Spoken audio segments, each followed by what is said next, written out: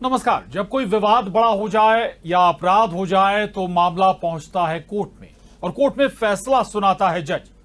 आखिर ये जज बनते कैसे हैं? तो इसकी भी पढ़ाई होती है, प्रतियोगी परीक्षा होती है और प्रतियोगी परीक्षा की तैयारी कराता है भोपाल का लॉ एकेडमी। अभी हाल ही हुए सिविल जज के प्रतियोगी परीक्षा में काफी बच्चों ने सफलता पाई है। मैं हूं प्रशांत कटारे और हमारे साथ हैं लॉ एकेडमी से देवांश यादव। सबसे पहले बहुत बहुत बधाई देवांश आपको। Thank you sir.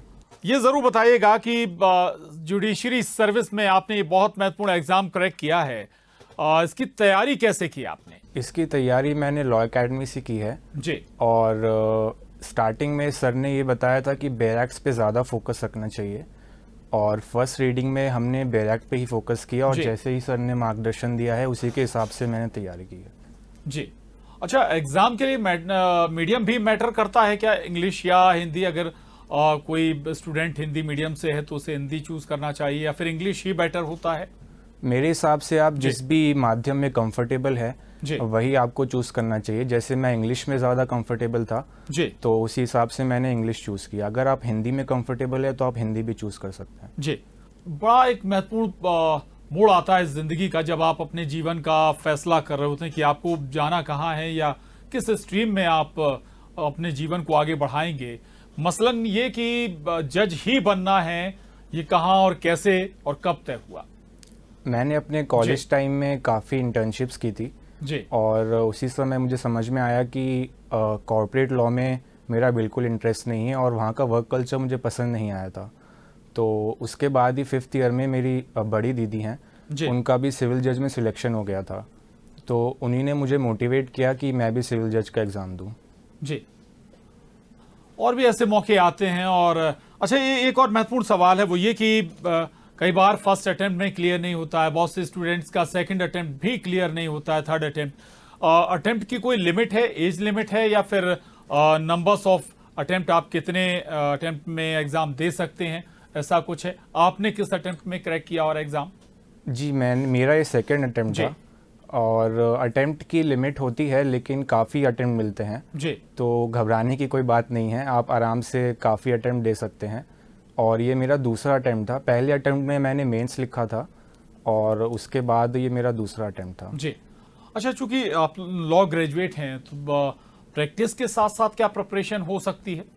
जी बिल्कुल, प्रैक्टिस के साथ भी प्रिपरेशन हो सकती है और प्रैक्टिस के साथ अगर आप प्रिपरेशन कर रहे हैं तो उसका फ़ायदा ये भी होता है कि इंटरव्यू में आपसे सवाल पूछे जाते हैं जी, जो प्रैक्टिकल नॉलेज बेस्ड होते हैं। तो अगर आप प्रैक्टिस के साथ भी अगर आप प्रिपरेशन कर रहे हैं तो उसका भी आपको फ़ायदा मिलेगा जी। अच्छा, ये एक और महत्वपूर्ण सवाल है, जो बच्चे इस परीक्षा की तैयारी कर रहे हैं या फिर इस करियर को अपनाना चाहते हैं, उनके लिए आप क्या सजेशन देंगे? कैसे वो प्रिपरेशन करें, किन बातों पर फोकस रखें, किन एरियो को ज्यादा टारगेट करें जहां से ज्यादा स्कोरिंग हो सके? मेरे हिसाब से बैरक्स पे फोकस करना चाहिए। जब आप पहली रीडिंग कर रहे हैं तो आप बैरक्स पे फोकस कीजिए, उसके बाद आप बैरक्स से कंफर्टेबल हो गए हैं तो आप रेफरेंस बुक्स पे जा सकते हैं जी। और मेंस के लिए आपको काफ़ी राइटिंग प्रैक्टिस करनी होगी, जजमेंट राइटिंग और आंसर राइटिंग की काफ़ी प्रैक्टिस करनी होगी और प्रैक्टिस के साथ ही आपका एग्ज़ाम क्लियर होगा मेंस में। प्री मेंस इंटरव्यू 3 अलग अलग चैलेंजेस होते हैं, इनकी तैयारी भी अलग अलग हिसाब से होगी?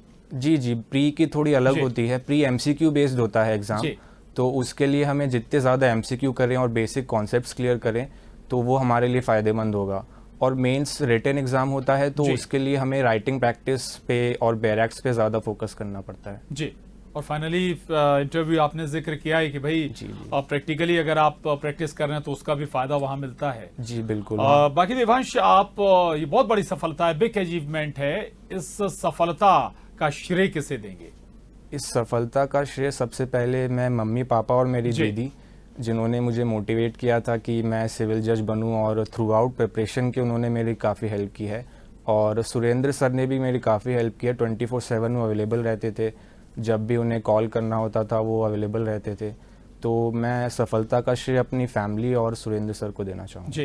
तो आशा करते हैं कि आप अपने गोल में सफल भी होंगे। बहुत बधाई आपको इस बिग अचीवमेंट के लिए और आगे के लिए, भविष्य के लिए बहुत सारी शुभकामनाएं। बहुत शुक्रिया। Thank you very much.